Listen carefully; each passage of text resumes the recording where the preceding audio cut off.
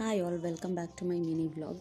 ನಾನಿವತ್ತು ಮನೆಯಲ್ಲೇ ಬೆಣ್ಣೆ ತೆಗೆದು ತುಪ್ಪ ಮಾಡೋದು ಹೇಗೆ ಅಂತ ತೋರಿಸ್ತಾ ಇದ್ದೀನಿ. ಅದಕ್ಕೆ ಮುಂಚೆ ನಾವು ಕೆನೆ ಎಲ್ಲ ಏನು ಕಲೆಕ್ಟ್ ಮಾಡಿ ಇಟ್ಟಿರ್ತೀವಿ, ಕೆನೆ ಮತ್ತು ಮೊಸರು ಹಾಕಿ ಕಲೆಕ್ಟ್ ಮಾಡಿ ಇಟ್ಟಿರ್ತೀವಿ. ಮೊಸರು ಹಾಕ್ತಾ ಇದ್ದರೆ ಹುಳಿ ಬರೋದಿಲ್ಲ, ಸೊ ಕಹಿ ಬರುತ್ತೆ. ಹಾಗಾಗಿ ಮೊಸರು ಹಾಕ್ಬಿಟ್ಟು ಕೆನೆನ ಕಲೆಕ್ಟ್ ಮಾಡಿ ಇಟ್ಟಿರಬೇಕು 5 days once or 6 days once. So ಆ ಥರ ಆದಮೇಲೆ ಇದನ್ನು ಮಿಕ್ಸ್ ಮಾಡಿಬಿಟ್ಟು ಈ ಥರ ಒಂದು ಜರಡಿ ಬರುತ್ತೆ, ಅದಕ್ಕೆ ಅಂತಲೇ ಒಂದು ದೊಡ್ಡದಾಗಿರೋ ಜರಡಿ ಬರುತ್ತೆ. ಸೊ ಅದನ್ನು ತೊಗೊಂಡು ಅದಕ್ಕೆ ಈ ಥರ ಹಾಕ್ಬಿಟ್ಟು ಚೆನ್ನಾಗಿ ಮಿಕ್ಸ್ ಮಾಡಿ ಕಡಿಬೇಕು ಮಜ್ಜಿಗೆನ.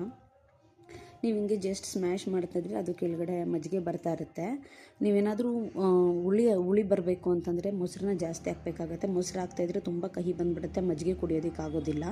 ಸೊ ಈ ಥರ ನೀವು ಸ್ವಲ್ಪ ಸ್ವಲ್ಪ ಹಾಕಿ ಈ ಥರ ಜರಡಿ ಹಿಡ್ಕೊಂಡ್ರೆ ಆಲ್ಮೋಸ್ಟ್ ಇದರಲ್ಲಿ ಏನಾದರೂ ಪೌಡ್ರ್ ಥರ ಇದ್ದರೆ ಅದೆಲ್ಲ ಕೆಳಗಡೆ ಬಂದುಬಿಡುತ್ತೆ. ಅದ್ಯಾವುದು ಉಳಿಯೋದಿಲ್ಲ, ಅದ್ಯಾವುದು ಬೆಣ್ಣೆಲಿ ಬರೋದಿಲ್ಲ ಆ್ಯಂಡ್ ತುಪ್ಪದಲ್ಲೂ ಬರೋದಿಲ್ಲ, ಮಜ್ಜಿಗೆಯಲ್ಲಿ ಸಿಗುತ್ತೆ. ಬೇಕಿದ್ರೆ ನಾವು ಅದನ್ನು ಶೋಧಿಸ್ಕೊಂಡು ಕುಡಿಬೋದು. ಸೊ ಹಾಗಾಗಿ ಈ ಥರ ನಾವು ಮಾಡ್ಕೋಬೇಕಾಗುತ್ತೆ, ಜರಡಿ ಹಿಡಿಬೇಕಾಗುತ್ತೆ.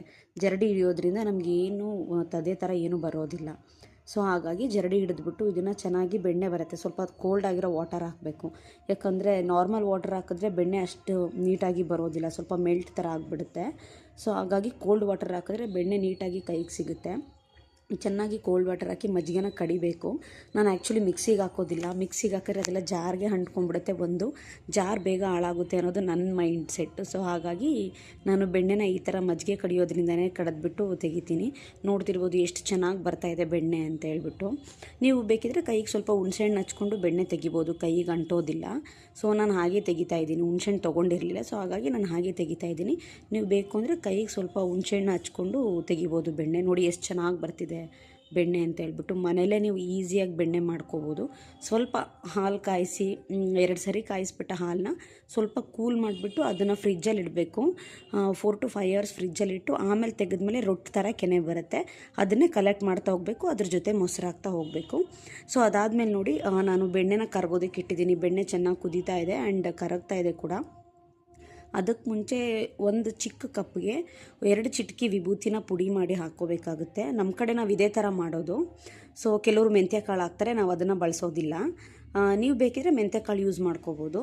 ನಾನು ಈ ಲೋಟಕ್ಕೆ 2 ಚಿಟಕಿ ವಿಭೂತಿ ಹಾಕಿ ಸ್ವಲ್ಪ ನೀರು ಹಾಕಿ ಮಿಕ್ಸ್ ಮಾಡಿಕೊಂಡು ಚೆನ್ನಾಗಿ ಮಿಕ್ಸ್ ಆದಮೇಲೆ ಇದನ್ನು ನಾವು ತುಪ್ಪ ಕಾಯಿಸೋದಕ್ಕೆ ಏನು ಇಟ್ಟಿರ್ತೀವಿ ಬೆಣ್ಣೆ, ಅದಕ್ಕೆ ಒಂದು 4 to 5 ಡ್ರಾಪ್ ಹಾಕಬೇಕು. ಅದು ಹಾಕಿದ್ಮೇಲೆ ಚೆನ್ನಾಗಿ ಸೌಂಡ್ ಬರುತ್ತೆ. ಚೆನ್ನಾಗಿ ಸೌಂಡ್ ಬಂದ ಮೇಲೆ ಗೊತ್ತಾಗುತ್ತೆ ತುಪ್ಪ ಆಲ್ರೆಡಿ ಆಗೋದಕ್ಕೆ ಬಂದಿದೆ ಅಂತ ಹೇಳ್ಬಿಟ್ಟು. ಸೊ ಆ ಟೈಮಲ್ಲಿ ಇದನ್ನು ಹಾಕ್ಬಿಟ್ಟು ಒಂದು 2 to 3 ಸರಿ ಅದು ತುಪ್ಪ ಚೆನ್ನಾಗಿ ಕುದಿಯುತ್ತೆ ಆ್ಯಂಡ್ ಸೌಂಡ್ ಕೂಡ ಬರುತ್ತೆ. ಸೊ ಆ ಥರ ಬಂದರೆ ತುಪ್ಪ ರೆಡಿ ಆಗ್ತಿದೆ ಅಂತ ಹೇಳ್ಬಿಟ್ಟು ಇದೆಲ್ಲ ಹಾಕಿ ಆದಮೇಲೆ ಒಂದು ಚಿಕ್ಕ ವಿಳೆದೆಲೆ ತೊಗೋಬೇಕಾಗುತ್ತೆ.